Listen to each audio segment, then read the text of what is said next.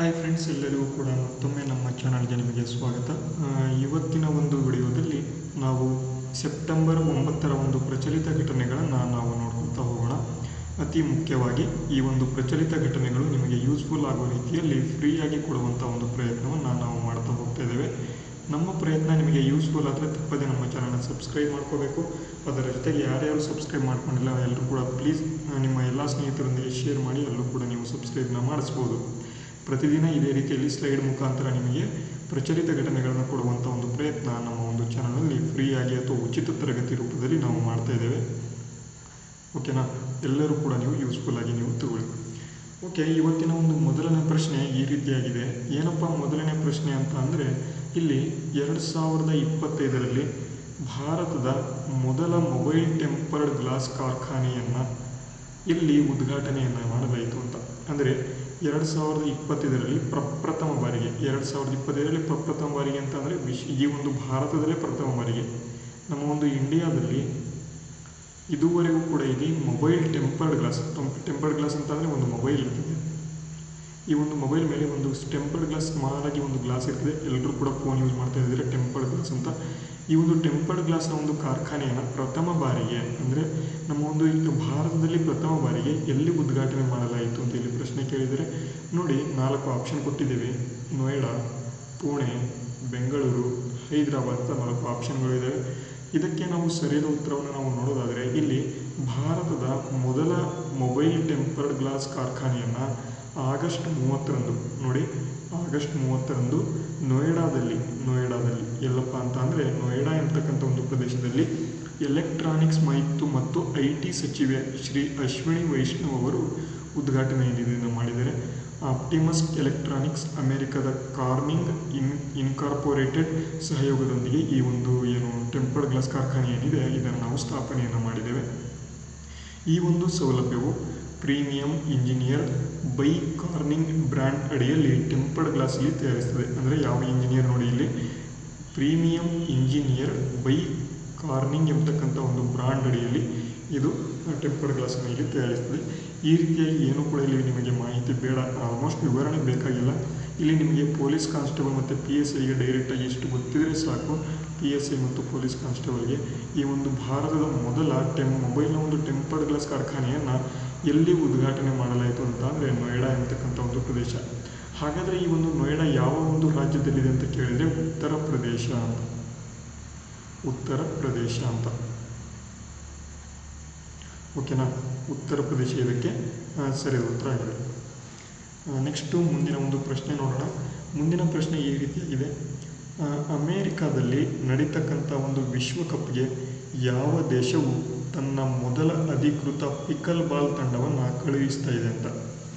ನೋಡಿ, ನಮಗೆ ಚೀನಾ ದೇಶ ಕಳಿಸಿದರೆ ಏನು ಕೂಡ ನಮಗೆ ಇಂಪಾರ್ಟೆಂಟ್ ಇರಲಿಲ್ಲ. ಆಸ್ಟ್ರೇಲಿಯಾ ಕಳಿಸಿದ್ರೆ ನಾವ್ಯಾಕೆ ಓದಬೇಕಿತ್ತು, ಜಪಾನ್ ಕಳಿಸಿದರೆ ನಾವ್ಯಾಕೆ ಓದಬೇಕಿತ್ತು. ಆದರೆ ಇಲ್ಲಿ ಇದನ್ನು ಯಾಕಪ್ಪ ಓದಬೇಕು ಅಂತ ಅಂದರೆ, ನಮ್ಮ ಒಂದು ಭಾರತ ಇಲ್ಲಿ ಕಳಿಸಿರ್ತಕ್ಕಂಥದ್ದು ಅಮೇರಿಕಾದಲ್ಲಿ ನಡೀತಾ ಇರ್ತಕ್ಕಂಥ ಒಂದು ಪಿಕಲ್ ಬಾಲ್ ಅಂತ ಕರಿತೇವೆ.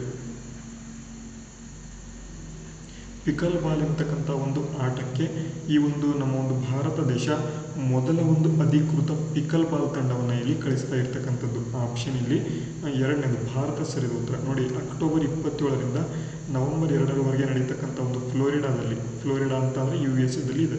USA ಇರ್ತಕ್ಕಂಥ ಇದೊಂದು ರಾಜ್ಯ. ಈ ಒಂದು ಪ್ರದೇಶದಲ್ಲಿ ನಡೀತಾ ಇರ್ತಕ್ಕಂಥ ಒಂದು ವಿಶ್ವಕಪ್ಗೆ ಭಾರತ ತನ್ನ ಒಂದು ಮೊದಲ ಅಧಿಕೃತ ಪಿಕಲ್ ಬಾಲ್ ತಂಡವನ್ನು ಕಳುಹಿಸುವ ಮೂಲಕ ಇತಿಹಾಸ ನಿರ್ಮಾಣ ಮಾಡಲು ಇಲ್ಲಿ ಸಜ್ಜಾಗಿರ್ತಕ್ಕಂಥದ್ದು. ಓಕೆನಾ?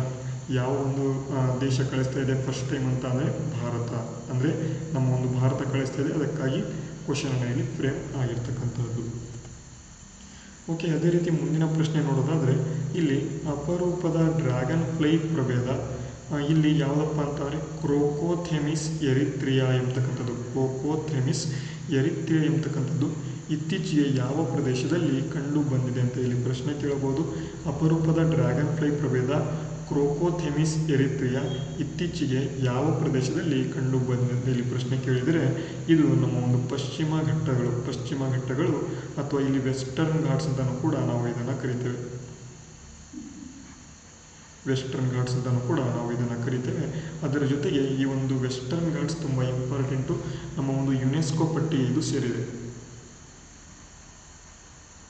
ಯುನೆಸ್ಕೋ ಪಟ್ಟಿಗೆಯಲ್ಲಿ ಯಾವ ವರ್ಷ ಸೇರಿತು ಎಲ್ಲರೂ ಕೂಡ ನೀವು ಕಾಮೆಂಟ್ ಬಾಕ್ಸ್ ಮೂಲಕ ಇಲ್ಲಿ ಆನ್ಸರ್ನ ಮಾಡಬೇಕು. ನೋಡಿ, ಎಲ್ಲರೂ ಕೂಡ ಕಮೆಂಟ್ ಮಾಡಿ. ನಿಮಗೆ ಯಾವುದು ಕೂಡ ಈ ಒಂದು ಪ್ರಶ್ನೆಗಳು ಒಂದು ಕೂಡ ಇಲ್ಲಿ ಮಿಸ್ ಆಗೋದಿಲ್ಲ. ಈಸಿಯಾಗಿ ಫ್ರೀಯಾಗಿ ನಿಮಗೆ ಕರೆಕ್ಟಾಗಿ ನೆನಪಿರ್ತವೆ ಯಾವ ವರ್ಷ ಈ ಒಂದು ಯುನೆಸ್ಕೋ ಪಟ್ಟಿಯಲ್ಲಿ ಏನು ಬಂದಿದೆ ಈ ಒಂದು ಪಶ್ಚಿಮ ಘಟ್ಟಗಳು, ಅದನ್ನು ನೀವು ಆನ್ಸರ್ನ ಮಾಡಬೇಕು. ನೆಕ್ಸ್ಟ್ ಇಲ್ಲಿ ನೋಡ್ಬೋದು ವಿವರಣೆ. ಅಪರೂಪದ ಡ್ರ್ಯಾಗನ್ ಫ್ಲೈ ಪ್ರಭೇದಗಳಾದ ಕ್ರೋಕೋಥೆಮಿಸ್ ಎರಿಟ್ರಿಯಾ ಎಂಬತಕ್ಕಂಥ ಒಂದು ಇದು ಏನು ಪ್ರಭೇದ ಪಶ್ಚಿಮ ಘಟ್ಟದಲ್ಲಿ ನಿರ್ದಿಷ್ಟವಾಗಿ ಇಲ್ಲಿ ಕೇರಳ ಮತ್ತು ತಮಿಳುನಾಡಿನ ಎತ್ತರದ ಒಂದು ಶೋಲಾ ಕಾಡುಗಳಲ್ಲಿ ಮತ್ತು ಮಲೆನಾಡಿನ ಹುಲ್ಲುಗಾವಲುಗಳಲ್ಲಿ ಮತ್ತೆ ಇಲ್ಲಿ ದೃಢ ಆಗಿರ್ತಕ್ಕಂಥದ್ದು. ಆಯಿತಾ, ಅದಕ್ಕೆ ಈ ಒಂದು ಪ್ರಶ್ನೆ ಫಾರ್ಮೇಷನ್ ಆಗಿದೆ.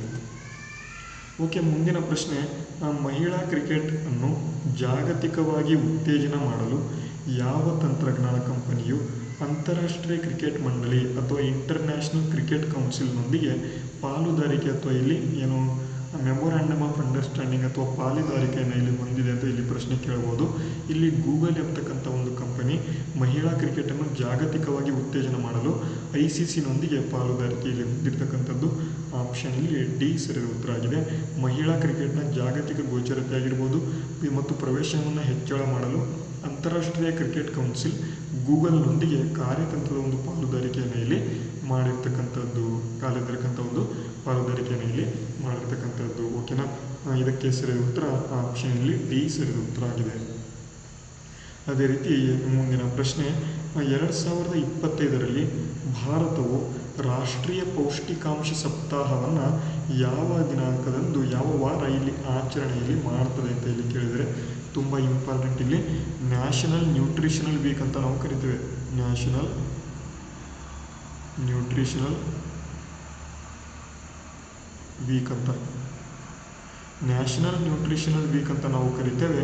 ಈ ಒಂದು ನ್ಯಾಷನಲ್ ನ್ಯೂಟ್ರಿಷನಲ್ ವೀಕನ್ನು ನಮ್ಮ ಒಂದು ಭಾರತದಲ್ಲಿ ಸೆಪ್ಟೆಂಬರ್ 1ರಿಂದ ಸೆಪ್ಟೆಂಬರ್ 7ರವರೆಗೆ ಪ್ರತಿ ವರ್ಷ ನಾವು ಆಚರಣೆಯನ್ನು ಇಲ್ಲಿ ಮಾಡ್ತೇವೆ. ನ್ಯಾಷನಲ್ ನ್ಯೂಟ್ರಿಷನಲ್ ವೀಕ್ ಅಂತ ನೀವು ನೋಡ್ಬೋದು.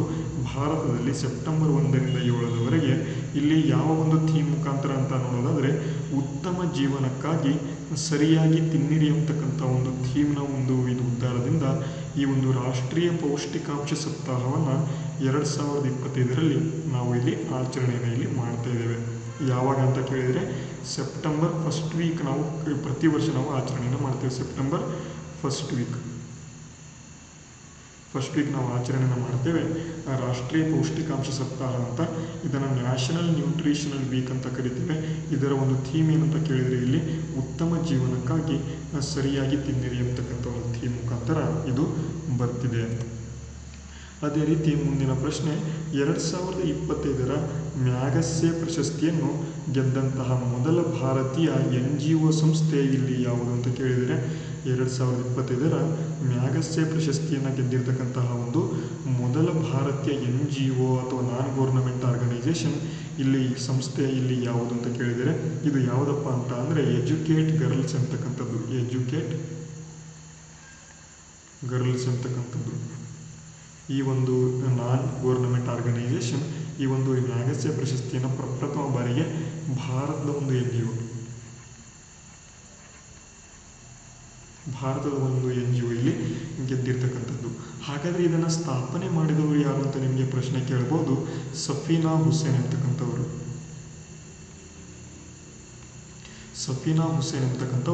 ಇದನ್ನು 2007ರಲ್ಲಿ ಸ್ಥಾಪನೆಯನ್ನು ಮಾಡ್ತಾರೆ.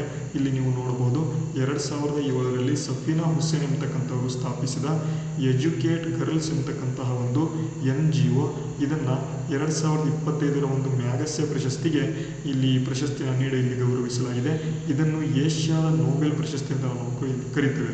ಅಂದರೆ ಈ ಒಂದು ಮ್ಯಾಗಸೆ ಅಥವಾ ರಾಮನ್ ಮ್ಯಾಗಸೆ ಅಂತ ಕರಿತೇವೆ.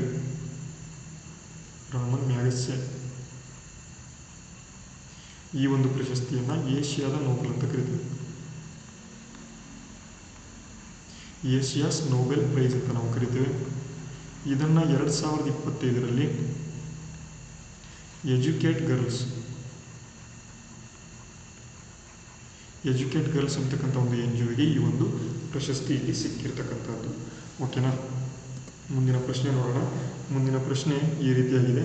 2025ರ ಜಾಗತಿಕ ಶಾಂತಿ ಸೂಚ್ಯಂಕದಲ್ಲಿ ಏಷ್ಯಾದ ಅತ್ಯಂತ ಸುರಕ್ಷಿತ ದೇಶ ಎಂದು ಯಾವ ದೇಶ ಇಲ್ಲಿ ಸ್ಥಾನ ಪಡೆದಿದೆ ಅಂತ. ತುಂಬ ಇಂಪಾರ್ಟೆಂಟ್, ಅಂದರೆ ವೆರಿ ಇಂಪಾರ್ಟೆಂಟ್ ಅಂತ ಪ್ರಶ್ನೆಗಳು.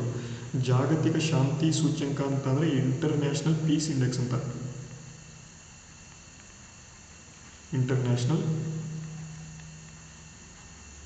ಇಂಟರ್ನ್ಯಾಷನಲ್ ಪೀಸ್ ಇಂಡೆಕ್ಸ್ ಅಂತಕ್ಕಂಥದ್ದು ಈ ಒಂದು ಸೂಚ್ಯಂಕದಲ್ಲಿ ಏಷ್ಯಾದ ತುಂಬ ಇಂಪಾರ್ಟೆಂಟ್, ವಿಶ್ವದಲ್ಲಿ ಅಲ್ಲ, ಏಷ್ಯಾದ ಸುರಕ್ಷಿತ ದೇಶ ಅಂತ ಯಾವ ದೇಶ ಇಲ್ಲಿ ಸ್ಥಾನ ಪಡೆದಿದೆ ಅಂತ ಇಲ್ಲಿ ಪ್ರಶ್ನೆ ಕೇಳಿದರೆ ಇಲ್ಲಿ ಸಿಂಗಪೂರ್ ಎಂಬತಕ್ಕಂಥದ್ದು. ಆಪ್ಷನ್ ಬಿ ಸರಿಯಾದ ಉತ್ತರ. 2025ರ ಜಾಗತಿಕ ಶಾಂತಿ ಸೂಚ್ಯಂಕದಲ್ಲಿ ಸಿಂಗಪುರವು ಏಷ್ಯಾದ ಸುರಕ್ಷಿತ ದೇಶ ಅಂತ ಇಲ್ಲಿ ಗುರುತಿಸಲ್ಪಟ್ಟಿರ್ತಕ್ಕಂಥದ್ದು. ಇದು ವಿಶ್ವದಾದ್ಯಂತ 6ನೇ ಸ್ಥಾನವನ್ನು ಪಡೆದುಕೊಂಡಿರ್ತಕ್ಕಂಥದ್ದು. ಹಿಂದಿನ ವರ್ಷಕ್ಕಿಂತ ಒಂದು ಸ್ಥಾನ ಕುಸಿದಿದ್ದರೂ ಕೂಡ ಸಿಂಗಪುರ್ ಒಟ್ಟಾರೆ ಶಾಂತಿ ಅಂಕವು ಇಲ್ಲಿ 1.357ಕ್ಕೆ ಇಲ್ಲಿ ಸುಧಾರಿಸಿದೆ. ಹಾಗಾದರೆ ವಿಶ್ವದಲ್ಲಿ 6ನೇ ಸ್ಥಾನಕ್ಕೆ ಇದೆ. ಹಾಗಾದರೆ ವಿಶ್ವದಲ್ಲಿ ಪ್ರಥಮ ಸ್ಥಾನ ಇಲ್ಲಿ ಯಾವುದಿದೆ, ಫಸ್ಟ್ ಯಾವುದಿದೆ ಕಮೆಂಟ್ ಮಾಡಿ. ಟೋಟಲ್ ಆಗಿ 2ನೇ ಪ್ರಶ್ನೆ ಇದು. ನೀವು ಕಾಮೆಂಟ್ ಮಾಡಬೇಕು. ಆನ್ಸರ್ನ ನೀವು ಸರ್ಚ್ ಮಾಡಿ ಕಾಮೆಂಟ್ ಮಾಡಿದ್ರಿ ಅಂತ ಅಂದರೆ ನಿಮಗೆ ಸ್ವಲ್ಪ ಇಲ್ಲಿ ಇಂಥ ಪ್ರಶ್ನೆಗಳು ಜಾಸ್ತಿ ದಿನ ಇಲ್ಲಿ ಉಳ್ಕೊಳ್ತವೆ. ಅದೇ ನಮಗೆ ಬೇಕಾಗಿರ್ತಕ್ಕಂಥದ್ದು. ಇಂಟರ್ನ್ಯಾಷನಲ್ ಪೀಸ್ ಇಂಡೆಕ್ಸಲ್ಲಿ ನಮ್ಮ ಒಂದು ವಿಶ್ವದಲ್ಲಿ ಇರತಕ್ಕಂಥ ಒಂದು ಮೊದಲ ಸ್ಥಾನ ಯಾವುದಕ್ಕಿದೆ, ಅದರ ಜೊತೆಗೆ ಭಾರತದ ಸ್ಥಾನ ಕೂಡ ನೀವು ಕಾಮೆಂಟ್ ಮಾಡ್ಬೋದು, ಕಾಮೆಂಟನ್ನು ಇಲ್ಲಿ ಮಾಡ್ಬೋದು, ಆಯಿತಾ.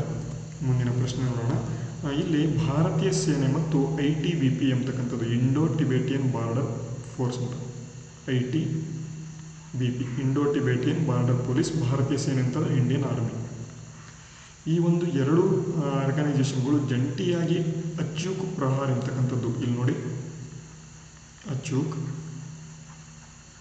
ಪ್ರಹಾರ ಎಂಬತಕ್ಕಂಥದ್ದು ಈ ಒಂದು ಎತ್ತರದ ಸಮರಾಭ್ಯಾಸವನ್ನು ಯಾವ ರಾಜ್ಯದಲ್ಲಿ ಇದನ್ನು ನಡೆಸಲಾಯಿತು ಅಂತ ಹೇಳಿ ಕೇಳಿದರೆ ಇದನ್ನು ಅರುಣಾಚಲ ಪ್ರದೇಶದಲ್ಲಿ ಇದನ್ನು ನಡೆಸಲಾಗಿದೆ.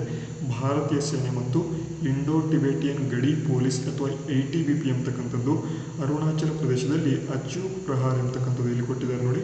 ಅಚೂಕ್ ಪ್ರಹಾರ್ ಎಂಬತಕ್ಕಂಥ ಒಂದು ಎತ್ತರದ ವ್ಯಾಯಾಮವನ್ನು ಇಲ್ಲಿ ಯಶಸ್ವಿಯಾಗಿ ಇಲ್ಲಿ ನಡೆಸಿರ್ತಕ್ಕಂಥದ್ದು. ಓಕೆನಾ. ಆಪ್ಷನ್ ಇಲ್ಲಿ ಸಿ ಸರಿಯಾದ ಉತ್ತರ ಆಗಿದೆ. Option C is the right answer. ಮುಂದಿನ ಪ್ರಶ್ನೆ ಇಲ್ಲಿ ಎಡಚಿ ರಾಮಲಿಂಗ ಘಾಟ್ ಎಂಬತಕ್ಕಂಥ ಒಂದು ವನ್ಯಜೀವಿ ಅಭಯಾರಣ್ಯ ಇತ್ತೀಚೆಗೆ ಹೆವಿ ನ್ಯೂಸಲ್ಲಿದೆ. ಈ ಒಂದು ಎಡಚಿ ರಾಮಲಿಂಗ ಘಾಟ್ ವನ್ಯಜೀವಿ ಅಭಯಾರಣ್ಯವು ಯಾವ ರಾಜ್ಯದಲ್ಲಿದೆ ಅಂತ ಇಲ್ಲಿ ಪ್ರಶ್ನೆ ಕೇಳಿದ್ದೇವೆ.